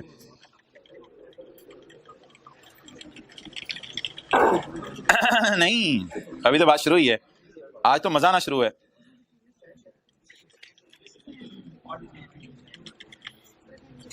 हैंड रिटन पेजेस को रहने दें। Page number 234, page 234, requirements as to profit and loss. Requirement number 1, following item shall be disclosed at deduction from sale. Sale में से क्या क्या माइनस करना है? ट्रेड डिस्काउंट और सेल्स टैक्स। ये देखें जी, ये डिस्क्लोजर नंबर 1 है, ये डिस्क्लोजर नंबर 1 है, ये डिस्क्लोजर नंबर 1 है। इस पे हमने इसको काट के लिख लिया फिक्स वाला सवाल, ताकि रेफरेंसिंग साथ साथ होती रहे। घर जाके आपने सिर्फ फिक्स वाला सवाल पे नजर मारनी है। आगे चलें जी, ठीक है। Pass paper question 6। अगला जी क्या है? Auditor hand written notes, hand written notes, बस वही काफी है, नीचे काट दिए। The aggregate amount of auditor remuneration. यार इसमें देखने क्या क्या शो करना होता है ऑडिटर को? फीस, वो जो आउट ऑफ पॉकेट एक्सपेंसेस वगैरह, other remuneration for services rendered, यानी कि टैक्स वगैरह, and services rendered in any other capacity, and stating the nature of service. Tax services दी थी, कंसल्टेंसी दे सकते हैं। In case of joint auditor the ऊपर वाली information shall be shown separately. 2 column बना के शो करेंगे। तीसरा कौन सा डिस्क्लोजर है जी? डोनेशन का। इन केस, यही तो आपको एग्जांपल कराई थी अगले सफे पे। In case donation to a single party exceed 10% of companies total amount of donation और 1 million, विच एवर इज, तो name of donee shall be disclosed. ये तो वो हो गया जहां हमारा इंटरेस्ट नहीं है। अब जहां इंटरेस्ट है, इन वेयर एनी डायरेक्टर और हिज बीवी हैज इंटरेस्ट इन डोनी, तो इररिस्पेक्टिव ऑफ अमाउंट, फिर 1 रुपया भी आप उसे डोनेट करें, name of such director along with their interest. Hand written page 6, hand written page 6। Okay यार, ये डिस्क्लोजर थोड़ा पढ़ लें आप। Complete particulars of aggregate amount charge by company shall be disclose separately. किस किस का डिस्क्लोजर देना है? चीफ एग्जीक्यूटिव एंड एग्जीक्यूटिव कौन होते हैं? जिसकी तनख्वाह ग्रेटर नहीं, ये एग्जीक्यूटिव डायरेक्टर्स नहीं है, ये वो लोग हैं जिनकी तनख्वाह 12 लाख से। Together with the number of such director, number भी लिखा हुआ था, together with the number of executive such as, इनको फीस दे दें, रिम्यूनरेशन दे दें, कमी। अब ये लिफाज याद नहीं करना है, ये तो पेपर में आएंगे, एज इट इज डिस्क्लोज कर देने हैं। कमीशन, बोनस, रीइंबर्सेबल एक्सपेंसेस, फायदे वगैरह, पेंशन, रिटायरमेंट के वक्त, ग्रेचुटीज, कंपनी ने प्रोविडेंट फंड में इसके लिए कितने पैसे रखे हैं, सुपरएनुशन फंड भी कोई चीज होती है, और compensation for loss of office, कई दफा इनको निकाल देते हैं तो निकालते हुए को पैसे, रिडंडेंसी जिसे हम कहते थे, and in connection with retirement from office, other perquisites and benefits in cash और in kind stating their nature, in kind benefit दिया हुआ था उनको, घर वगैरह दिए हुए थे या टेलीफोन घर के लिए दिया हुआ था, एक पढ़ा था अभी हमने, their nature and where practicable their approximate money values and amount of any other services rendered, कोई भी उन्होंने सर्विस दी आपने उसके पैसे दे दिए, ये सारा। अब आईकेप ने भी कोई पता नहीं किसी की फाइनेंशियल स्टेटमेंट से उठा के डाला हुआ है, इसको बेशक ना पढ़ें फिर छोड़े पड़े, आईकेप ने भी किसी किताब से उठा के डाला। यहां मैं कह रहा था आप लिखें पेज 108 ऑफ नेस्ले,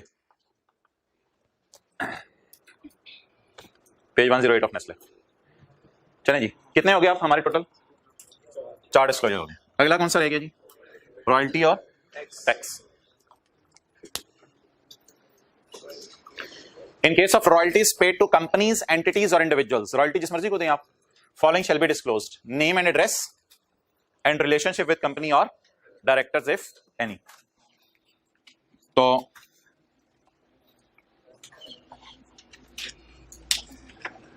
ये आईकेप ने कहीं से उठाया हुआ है, इस नोट की हेडिंग रॉयल्टी पेमेंट नहीं होनी चाहिए थी, ये डिस्ट्रीब्यूशन कॉस्ट है, ये सेलिंग एक्सपेंसेस है।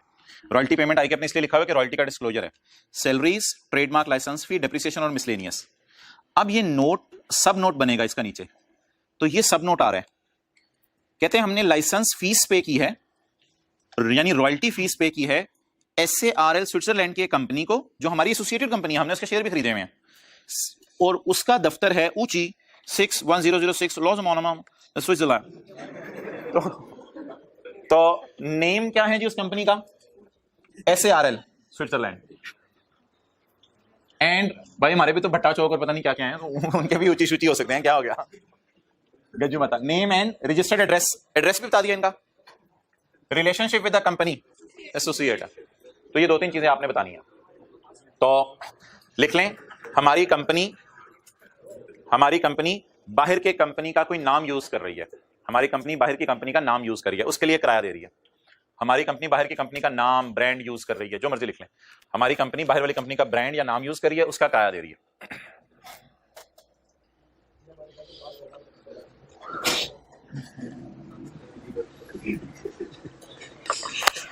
अच्छा भाई, अब मैं आपको ये छठे डिस्क्लोजर से पहले एक काम करते हैं, नेस्ले में ये वाला डिस्क्लोजर ढूंढ लेते हैं, डोनेशन वाला और रॉयल्टी वाला। नेस्ले में डोनेशन और रॉयल्टी वाला डिस्क्लोजर ढूंढ लेते हैं।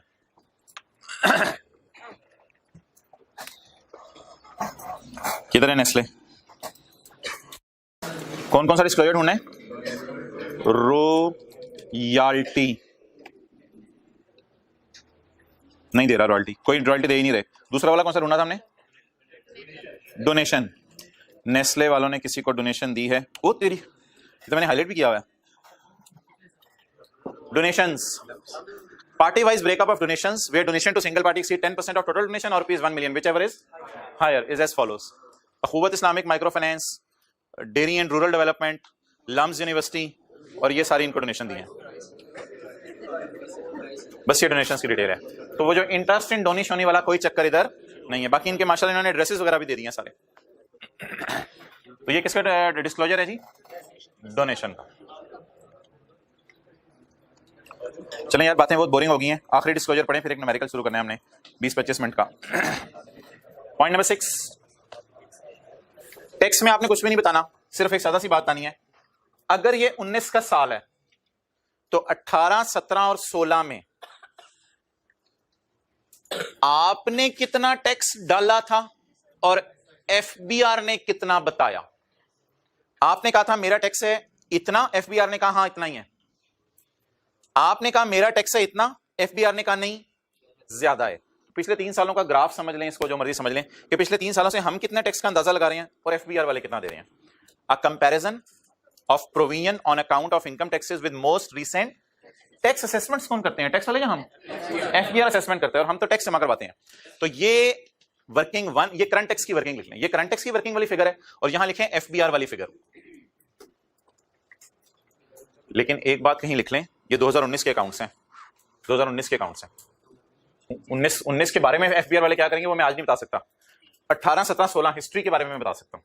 तो ये 2019 के अकाउंट्स हैं। 19 के अकाउंट्स में कितने साल पिछले वाले 3 आएंगे? 18, 17, 16। Management assessment of sufficiency, management assessment of sufficiency of, इतनी सफिशिएंट टैक्स प्रोविजन बनाई थी जितनी एफबीआर वालों ने कही, बस ये लफ्ज है sufficiency. Management assessment of sufficiency of tax provision लिख लें CTP. Management assessment of sufficiency of CTP made in the companies financial statement shall be clearly stated along with comparison of tax provision as per accounts। बल्कि management assessment of sufficiency, हाँ, made in the companies financial statement shall be clearly stated along with the comparison of tax provision as per accounts, साथ साथ vis-a-vis tax assessment for loss। तो ये FBR वालों की figure आ जाएगी, ये हमारी वाली फिगर आ जाएगी, इन दोनों का क्या दे देना है, कंपैरिजन। तो आप कुछ भी नहीं करना, आपने पेपर में ये 6 फिगर्स दी होंगी, ये डब्बा बना दीजिएगा और ऊपर ये कोई लफ्ज अगर आई के आपने डाला हुआ वो डाल दीजिएगा, ये लफ्ज थोड़ा सा याद कर लीजिएगा, ये वाली लाइन बस, ये नीचे छोड़ें, क्या वजह बनी, क्या वजह, अगर कोई वजह दी हुई कि ये वजह बनी थी तो वो अंग्रेजी में लिख दीजिएगा और कुछ भी नहीं करना बस जी। हाँ अच्छा, ये किसी यार इनका बड़ा अच्छा सवाल है, ये किस किस नोट की दुम होगा?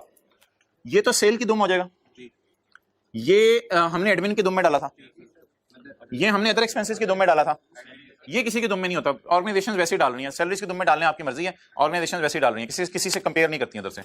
और रॉयल्टी तो अभी मैंने देखे उसने डिस्ट्रीब्यूशन में डाला हुआ था, सेलिंग एक्सपेंसेस में डाला हुआ था, तो ये सेलिंग एक्सपेंसेस की दुम में डाल दें, ये किसी की दुम नहीं है, ये अपने ही आप है। क्या जिस इस क्वेश्चन में ये पॉइंट्स होंगे उनको डिस्क्लोज करते रहना।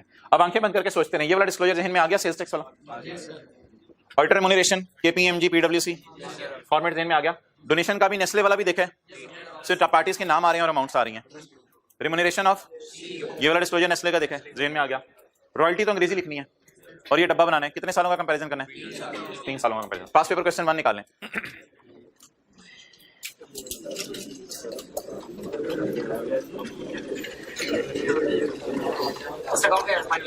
Final account page 286।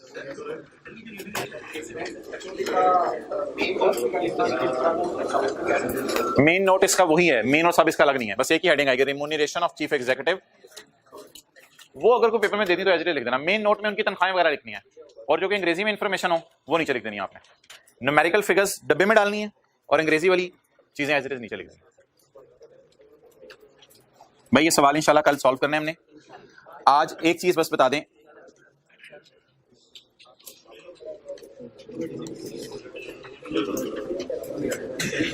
IAS 16 वाला नोट हमने रिवाइज करना है, FR1 वाला आज।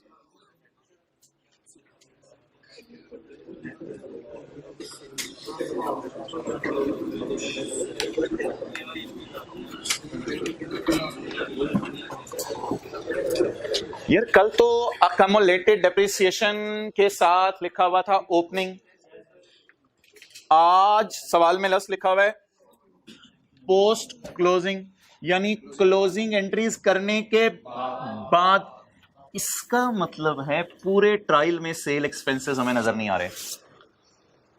ये जाके देखें, टेली भी है ट्रायल, लेकिन इसमें सेल्स और एक्सपेंसेस क्यों नहीं नजर आ रहे? एक सेल एक्सपेंस नजर नहीं आ रहा, कैश, डेटर, ये देखेंगे कल क्या चीजें हैं, fixed asset, deferred tax, accounts payable, liabilities, ये असल में ना बैलेंस शीट की चीजें हैं सारी। और इस साल के सेल्स और एक्सपेंसेस लपेट के कहां पड़े हुए हैं? अकमुलेटेड प्रॉफिट्स में। इसलिए इस ट्रायल का नाम क्या होता है जिसमें सेल और खर्चे नजर ना आ रहे हो?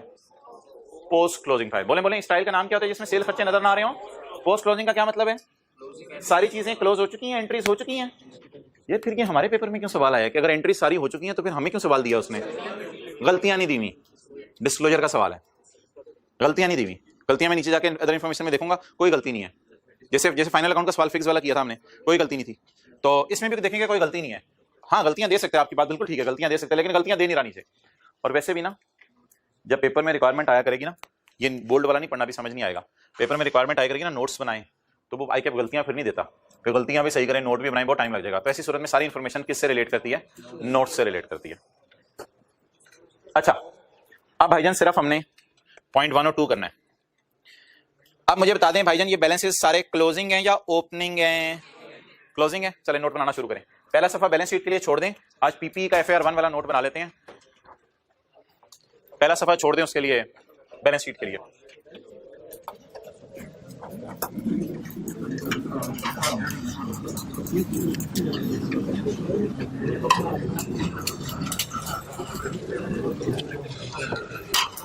ये दूसरा सफा है, कंपनी का नाम, नोट टू दी। आज हम बैलेंस शीट का नोट बनाने लगे हैं पीपी का। P&L के 6 नोट थे, खत्म हो गए हैं वो, note to the financial statements for year ended 30/15। चलें जी, आइटम्स के नाम बताएं। Land, furniture, machine, building. Software यार नहीं, सॉफ्टवेयर ना इंटेंजिबल्स में जाएगा, वो कल बना लेंगे। मैं अभी टेंजिबल्स का नोट बना रहा हूं। मिसाल के तौर पे नोट नंबर 1 ही कर लेते हैं। Note number 1 property plant and equipment, लेकिन आप पूरा लिखिएगा प्रॉपर्टी प्लांट इक्विपमेंट। जी नाम बताएं चीजों के। लैंड तरतीब से, फर्नीचर, मशीन, बिल्डिंग। ये क्या होता है? ओए क्या कर रहे हो? अच्छा, मशीन और कौन सी डिंग? बिल्डिंग।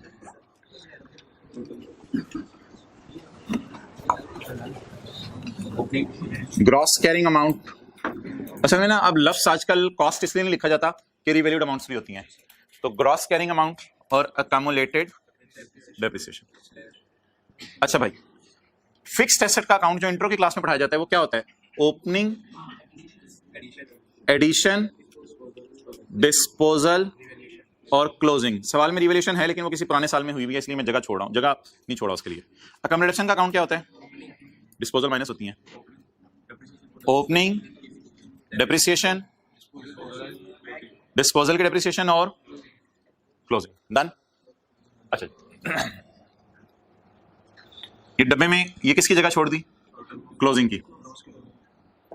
साथ साथ ही करना पड़ेगा आपको, फिर टाइम नहीं मिलेगा। ये साथ साथ करना पड़ेगा। लैंड ने इतनी जगह ले ली, आगे बिल्डिंग के लिए डब्बी सी बची है।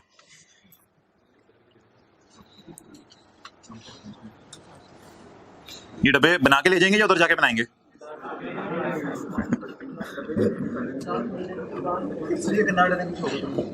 हाँ, डब्बे ना बनाओ आप, डब्बे की जगह फिर इधर अंडरलाइन लगा देना। डब्बे का नीचे वाला ये गत्ता सही रखना बस। Okay,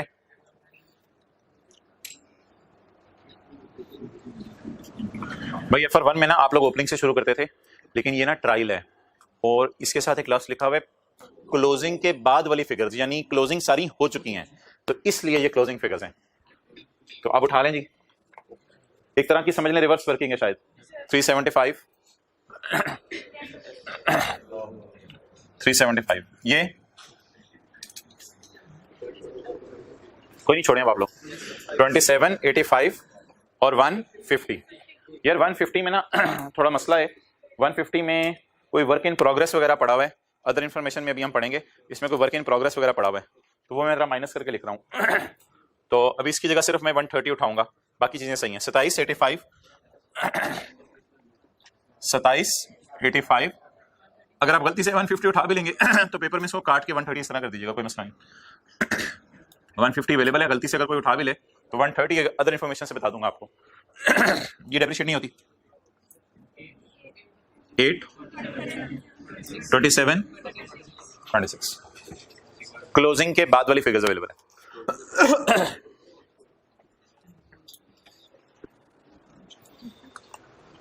The first revaluation of freehold land was carried out in 11। हम किस साल में हैं? 15 में। और प्रेजेंट रिवैल्यूएशन हो चुकी है, देखें, इसलिए सरप्लस भी नजर आ रहा है हमें। एक और चीज मैंने ट्रायल में हाईलाइट की है, सरप्लस 120 का। द फर्स्ट रिवैल्यूएशन, कल सरप्लस नजर नहीं आ रहा था क्योंकि कल के सवाल में डायरेक्टर्स ने कहा था हम विश कर रहे हैं कि रिवैल्यूएशन मॉडल पे आ जाएं, आए नहीं हुए थे, तो इधर ऑलरेडी आ चुके हैं और बहुत पुराना आ चुके हैं। और भाईजान ये जो लैंड का सरप्लस होता है ना, ये रिटेन अर्निंग में शिफ्ट नहीं होता क्योंकि लैंड डेप्रिशिएट नहीं होती, तो ये सरप्लस जो था आया वही पड़ा हुआ है। The first revaluation of land was carried out in 11 and resulted in a surplus of 120 million. The valuation was carried out under market value basis by independent valuer Mr. D. Chartered Civil Engineer of MSSSSSSS Consultant Private Limited, Islamabad. तो surplus क्या फरमा रहा है, कितने का है? 120 का। तो ये तो रिवैल्यूड अमाउंट है 375। इसमें सरप्लस पड़ा होगा तो एंट्री देखे ना, एसेट डेबिट होकर सरप्लस क्रेडिट हुआ होगा ना, इसमें तो कोई वार्म अप की एंट्री भी नहीं होती क्योंकि लैंड डेप्रिशिएट नहीं होती। तो ये इसका क्रेडिट इंपैक्ट 120 इसमें पड़ा हुआ है, डेबिट इसमें पड़ा होगा। तो वैसे ही आपसे पूछ रहा हूं, अगर लैंड रिवैल्यू ना होती तो 375 पे आ रही होती या फिर 120 के डिफरेंस से आ रही होती? इसके साथ एक लफ्ज लिखा हुआ है revalued amount, it means it is not held at, तो ये मार्केट वैल्यू है और ये मार्केट वैल्यू में सरप्लस पड़ा है। अगर मैं मार्केट वैल्यू में से सरप्लस माइनस कर दूं तो क्या आ जाएगा, पता नहीं, कॉस्ट में क्यों निकलवाना चाह रहा हूं, बहरहाल फिर भी 375 माइनस 120, कॉस्ट कितनी आ रही है 255। वो मैं बता देता हूं किस लिए बोल रहा हूं कॉस्ट की बात। अच्छा, अब आपने क्या करना है, इस साल कोई एंट्री नहीं करनी रिवैल्यूएशन की। क्यों, हमारा साल कौन सा है 15 और रिवैल्यूएशन कब हो चुकी है 11 में। इसलिए आई एम डैम श्योर कि साल के शुरू में भी मेरी लैंड 375 ही की थी, क्योंकि 11 में रिवैल्यूएशन हुई थी। तो ये तो पूरा करें, लैंड वाला कॉलम हमारा पूरा हो गया। रिवैल्यूएशन क्यों नहीं डाली, क्योंकि 11 में हुई है, तो 15 में तो उसी वैल्यू पे आ रहा होगा।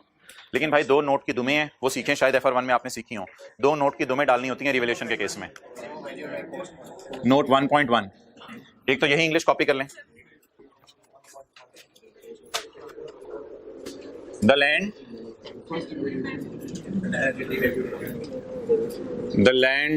यहां से शुरू कर दें। The land is carried under market value basis, the land is carried under, नहीं बस छोड़ो, द लैंड सरप्लस नजर आ रहा है ना बैलेंस शीट के फेस पे, वो काफी है। The land is carried under market value basis, आगे बाय इंडिपेंडेंट मिस्टर डी, और आगे उसका फिर नाम वगैरह घर जाके पूरा लिख दीजिएगा।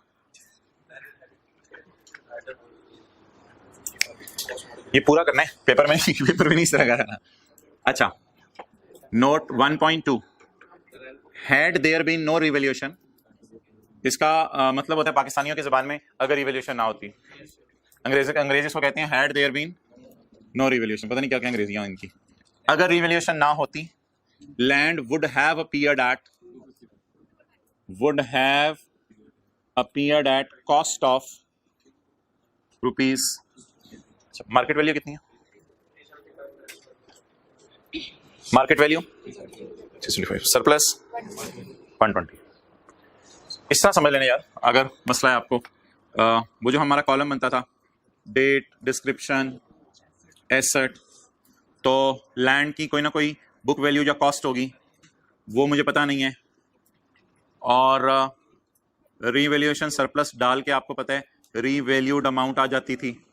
तो रीवैल्यूड अमाउंट कितनी है सरप्लस, तो बीवी आमतौर पे बैलेंसिंग नहीं आती थी, लेकिन कभी कभी जिंदगी में बीवी भी बैलेंसिंग आ सकती है। वो जो हम रिवैल्यूएशन का फॉर्मेट बनाते थे, तो अगर लैंड रिवैल्यू ना होती तो फिर कितने पे पड़ी होती आज 255। ये पिछले सालों के नोट में आता होगा, ये रेपिटेटिव नेचर का नोट है, हर साल आएगा। ट्रांसफर नहीं हुई होगी इस वजह से कि ट्रांसफर तब होती है सरप्लस रिटेन्ड अर्निंग में जब डेप्रिसिएशन में एक्स्ट्रा डेप्रिसिएशन पड़ी होती है। तो डेप्रिसिएशन में तो एक्स्ट्रा डेप्रिसिएशन पड़ी नहीं, क्योंकि लैंड डेप्रिशिएट हो नहीं रही। ओके, इधर आ जाओ। The details relating to additions, disposals and depreciation. The details relating to additions, disposals and depreciation during the year are as follows. ये पूरे साल की एडिशन डिस्पोजल है, कोई रेक्टिफाइंग एंट्रीज का सवाल नहीं है, पूरे साल की एडिशन डिस्पोजल है। Company straight line method follow कर रही है, बिल्डिंग के लिए 5% और 10% मशीन और फर्नीचर के लिए, सॉफ्टवेयर का छोड़ें। तो यार ये भी यहां डालें रेट ऑफ डेप्रिसिएशन, लैंड के लिए नहीं, बिल्डिंग के लिए 5% और बाकियों के लिए 10%। इलेक्शन का रेट भी नीचे डालें, थोड़ा नीचे होना, ठीक है जी।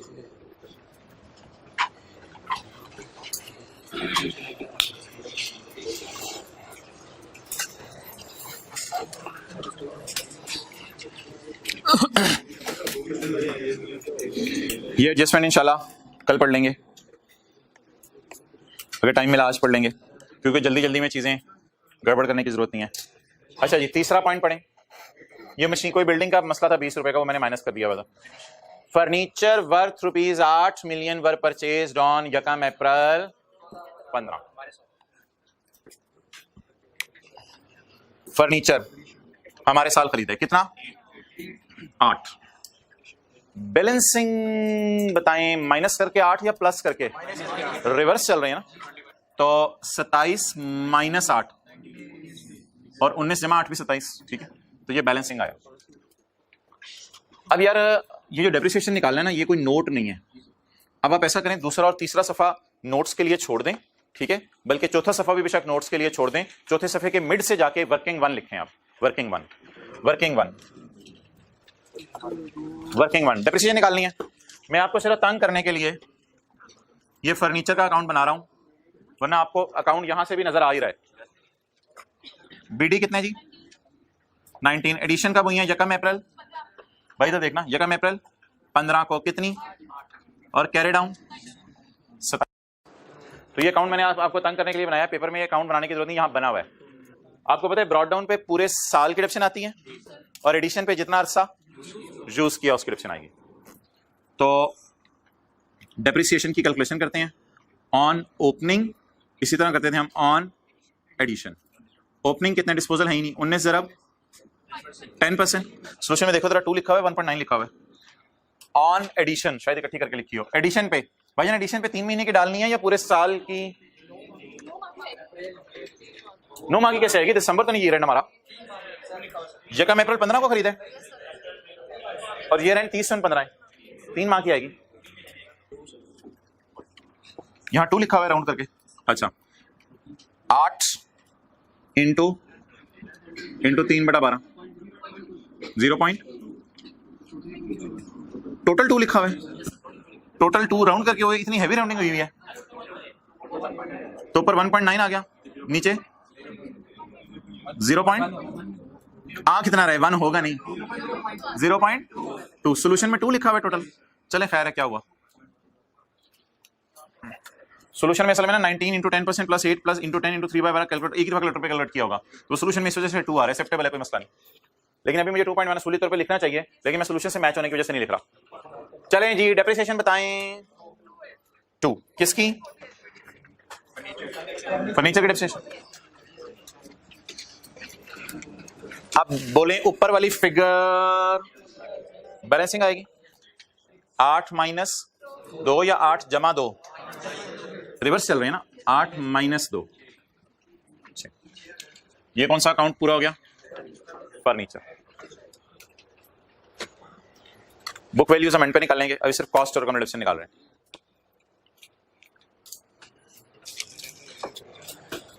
वर्किंग नंबर 2,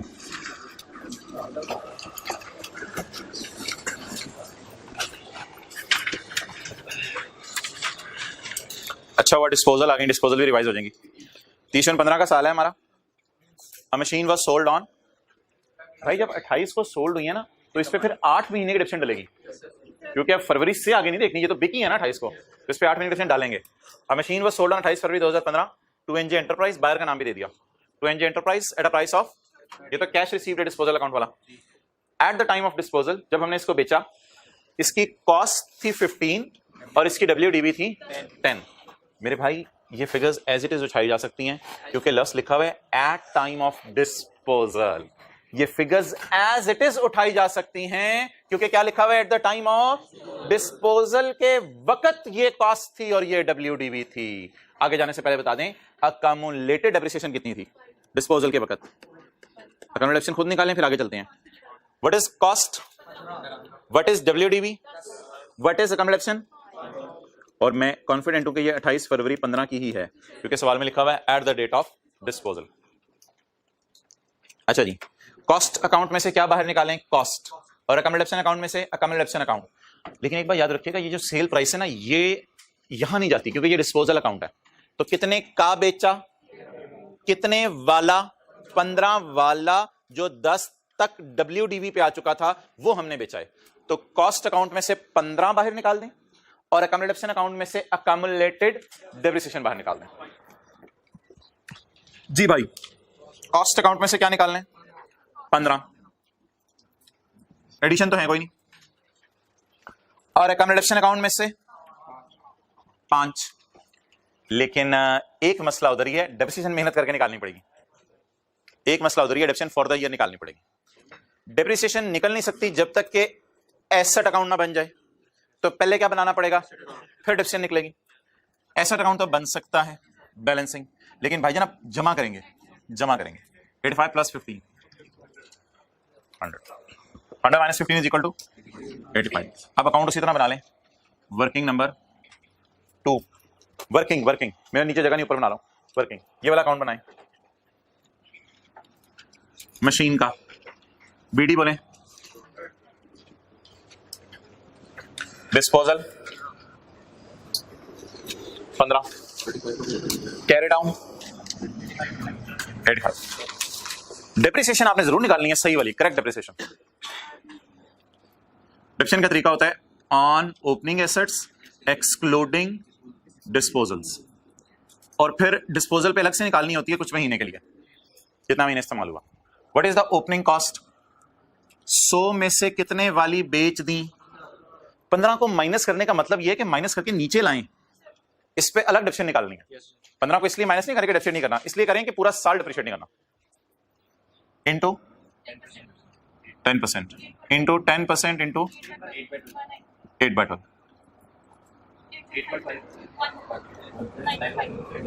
मैं चोरे पीछे से 9.5।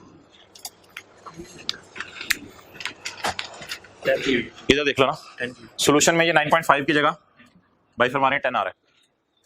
कुछ नहीं होता, राउंडिंग चलेगी, कोई मसला नहीं। क्या आप अपने मुताबिक कर लें, बिल्कुल मैच हो जाएगा, कोई मसला ही नहीं, मैच तो मैच है। अच्छा, मैं तो इसी सॉल्यूशन से आप पीछे कंपेयर कर रहे हो, फिगर्स मैच ना हो रही है, मैं इस वजह से कर रहा हूं। बोलें जी, डेप्रिसिएशन 10, ओपनिंग बैलेंसिंग 22, 27 जमा, ये देखें कि कैसे निकाला भाई, 22 बैलेंसिंग निकाला है। ये देख लें, ये दोनों बैलेंसिंग लिखे हैं सबने, साथ वाले रजिस्टर पे चेक करें, ओपनिंग्स बैलेंसिंग आ रहे हैं, क्लोजिंग बैलेंसिंग नहीं आ रहे। उल्टा चलते हुए क्या करेंगे, 27 जमा 5 माइनस 10 इज इक्वल टू 22। अब आई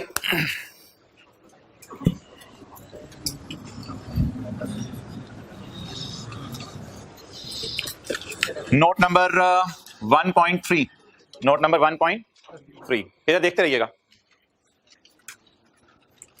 एसेट का नाम बताएं, एक मिनट देखते रहना यार, नोट कुछ नहीं करना। कॉस्ट बोलें, कॉस्ट जो बेचा बेचा बेचा बेचा बेचा बेचा 15, सीधे से देख लें यार। कॉस्ट बोलें, अकम्युलेशन, देखते रहिएगा, टेंशन लूज नहीं करनी। कॉस्ट माइनस अकम्युलेटेड डेप्रिसिएशन, अकम्युलेशन 5, कैलकुलेटर पकड़े बगैर बताएं बीवी 10। ये एक नोट है, सब नोट है। सेल प्राइस, कॉस्ट, अकम्युलेशन, अब ये दोनों तो फारिग हो गए, बुक वैल्यू आ गई। जब बीवी आ जाए तो सारे फारिग। सेल प्रोसीड्स कितना बताएं आप, गेन आ रहा है लॉस, 10 वाली चीज कितने की बेची, गेन आ रहा है कितना 3, किसने खरीदी है, जे नहीं एनजे, किसने खरीदी है, NJ enterprise. Mode of disposal लिखा हुआ है OLX, नहीं लिखा हुआ ना OLX, तो मोड ऑफ डिस्पोजल इंशाल्लाह कल नेस्ले में मैं आपको 5-6 दिखाऊंगा फाइनेंशियल स्टेटमेंट खोल के। मोड ऑफ डिस्पोजल का क्या मतलब होता है, सड़क पे खड़े होकर खरीदी है या इंटरनेट पे तस्वीरें लगा के खरीदी है, छत पे खड़े होकर बेची है, मोड ऑफ डिस्पोजल। तो कॉलम ज़बानी याद कर लें, क्या क्या, इसकी हेडिंग बताएं नोट की, डिटेल्स ऑफ पीपी डिस्पोज्ड। भाई किसको चीजें बेच रहे हो हमारी ऑर्गेनाइजेशन की, भाईजान एनजे को बेच रहे हैं। कौन है एनजे, कुछ जानने वाला तो नहीं, इसलिए बताना जरूरी होता है ना, कितने का बेचा, क्या चीज बेची। तो कॉलम बता दें, cost, accumulation, book value, sale price, gain loss, buyer का नाम। बिल्डिंग के बारे में, बिल्डिंग के बारे में कोई मसला नहीं, बिल्डिंग को सिर्फ डेप्रिशिएट करना है, बिल्डिंग को सिर्फ डेप्रिशिएट करना है। बिल्डिंग में ना एडिशन है ना डिस्पोजल है। तो बोलें जी, कोई एडिशन डिस्पोजल सवाल खत्म हो गया, नहीं है। अब बीडी बोलें 130, तो डेप्रिसिएशन वर्किंग से निकालूं या इधर ही ऑन ओपनिंग, ओपनिंग बोलें इनटू 5%, 6.5। सोल्यूशन में देख कितनी है, 6.5 पहले क्या चढ़े 7 होनी है, 7 है। 130 into 5% is 7. What is 7? Depreciation तो आएगी ना, सारी बात। एडिशन डिस्पोजल नहीं है, डेप्रिसिएशन तो आएगी, डेप्रिसिएशन आ गई। What is opening? 90. डन। चारों की बीवी अलग अलग होगी, लैंड की बीवी, फर्नीचर की बीवी, मशीन की बीवी, बिल्डिंग की बीवी, सारी बीवियों का सारी बीवियों का टोटल 556। ये बैलेंस शीट के फेस पे लेके जाना है 550। इसको डिस्क्लोज नहीं करना, यानी बैलेंस शीट के मुंह पे प्रेजेंट करना है 556। चारों की बीवियों का सही टोटल किया आपने? सही टोटल किया है, गड़बड़ तो नहीं की? एक 20 रुपए का मसला रह गया, वो आप कल डिस्कस करेंगे। कोई होमवर्क नहीं, चलो बंद करो।